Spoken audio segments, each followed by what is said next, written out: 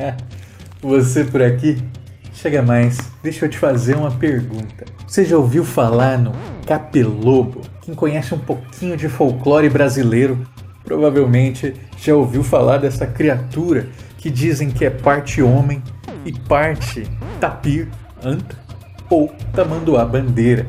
E o Capelobo é muito famoso pela brutalidade dos seus ataques. Dizem que ele ataca o ser humano, usa suas poderosas garras para abrir buracos no crânio e usa aquele focinho comprido para introduzi-lo e dali sugar os miolos e o sangue da vítima. Essa ferocidade toda, essa bestialidade fez com que ele ganhasse essa alcunha de lobisomem indígena, o que não é muito preciso. A gente já viu que para ser um lobisomem é preciso uma maldição, ser o sétimo filho, receber algum tipo de amaldiçoamento, e não é o caso do Capelobo. A gente não sabe muito bem qual é o mito de origem dessa criatura, mas temos uma origem para o seu nome, que é sempre muito repetida. Dizem que o nome Capelobo vem do termo indígena capé ou capeng, significando osso quebrado, partido, deformado,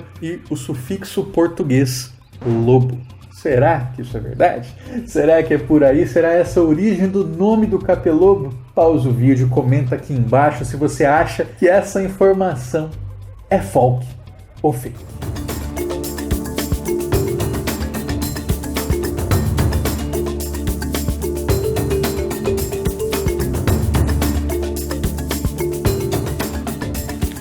Então, gente, o nome do Capelobo tem essa origem da junção entre lobo e o termo indígena capê é muito provavelmente fake. Esse nome do Capelobo, né, esse suposto nome do Capelobo tem lastro, viu? Ele vem desse livro aqui, que é o Geografia dos Mitos Brasileiros, do Luiz da Câmara Cascudo. Cascudo é o nosso grande folclorista, né? Não tivemos no Brasil ninguém tão representativo quanto ele. E é verdade, ele é um grande pesquisador, só que ele faz uma coisa nos seus livros, né, que exige uma certa atenção, que é o seguinte: o Cascudo ele usa muitas fontes e nem sempre ele traz aqui de que fonte que ele está usando ou qual que foi a origem do seu raciocínio. Ele acaba partindo logo para a conclusão.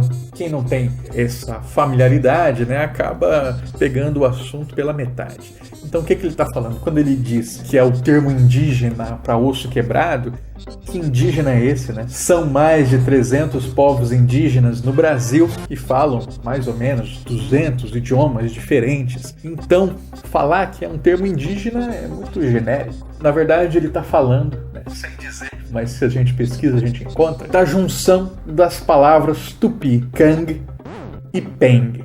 Kang significando osso, peng, quebrado, sim. E isso forma a palavra que a gente está muito acostumado, que é capenga. Então o Cascudo está supondo que é do capenga, do tupi, mais o lobo português, que vai formar essa palavra capelobo para representar esse mito cuja área de atuação se centra ali na bacia do Araguaia-Tocantins, que vai pegar ali parte do Maranhão, parte do Pará. E esse mito, então, sendo originário, né, sendo dos povos originários, dos povos indígenas, ele teria realmente essa palavra lobo no meio?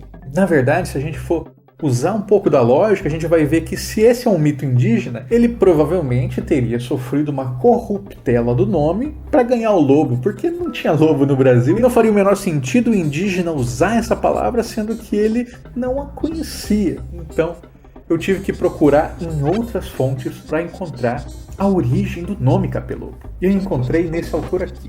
Kurt Nimuendaju foi um etnógrafo alemão que viveu boa parte da vida aqui no Brasil estudando o povo Guarani. E foi entre os Guarani que ele recebeu esse sobrenome, o Nimuendaju. Lá ele faz uma grande pesquisa sobre a vida desses povos indígenas e também sobre os seus mitos e como eles entendem as populações do entorno. E é pesquisando entre esses povos indígenas que ele descobre a existência de dois povos que teriam morado justamente nessa região da bacia do Tocantins-Araguaia, que são o povo morcego, os Cupé-Dib e o povo jaguar, que seria os Cupé-Robo. Percebam, estamos chegando lá, né? Estamos chegando na origem desse mito. Cupé-Dib, povo morcego, vai dar origem àquilo que no folclore brasileiro se convenciona chamados Cupendipes. Você já deve ter visto alguma imagem dele, né? Aqueles morcegos gigantes. Um dia a gente vai falar sobre eles por aqui. E os Cupé-Robo, o povo jaguar, daí a origem então aos nossos capelobos. Jaguar é uma palavra interessante, né? Porque ela pode significar tanto a onça, como normalmente é usado, mas também criaturas como o cachorro. Por isso que no Rio Grande do Sul é muito comum você chamar um cachorro vira-lata, né, de jaguara, ou falar que aquele bando de cachorro é uma jaguarada. E isso vai dar derivações para vários mitos, né? Por exemplo, o Teiuiaguá, ou por exemplo, o Jaguarão. Então são criaturas ali que têm aquela feição entre o felino, entre o canino, vai ter muitas variações aí. Não me é estranho que o tamanduá pode ter também surgido daí, né? Essa proximidade da feição. Isso quer dizer que o capelobo que a gente conhece, com a cara de anta, com a cara de tamanduá, é uma mentira e que o verdadeiro capelobo, na verdade, é esse povo jaguar de que Nimoendaju registra? Não exatamente, porque a discussão de origem ela é muito espinhosa.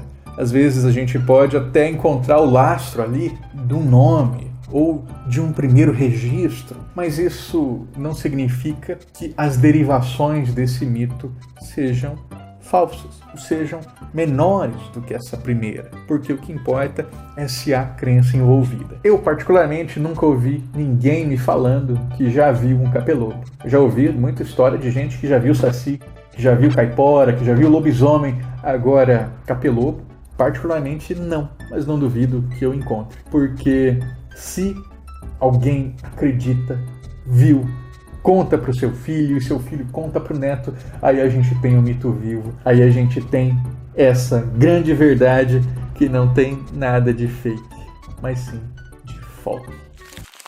Gostou do programa? Gostou de saber mais sobre o capelobo e quer saber sobre outros mitos brasileiros? Então não deixe de dar a sua curtida aqui no vídeo e de assinar o canal. Acesse também o meu site, que é o colecionadordesacis.com.br, onde você vai encontrar muita informação, entrevistas, podcasts, artigos, tudo sempre sobre folclore brasileiro. Esse programa só existe graças aos nossos queridos apoiadores que assinam mensalmente os planos do Colecionador de Sacis no padrim.com.br/saci, no picpay.me/colecionador de sacis e a campanha nova que é no catarse.me/saci. Considere assinar também, vai ser um prazer ter você aqui com a gente.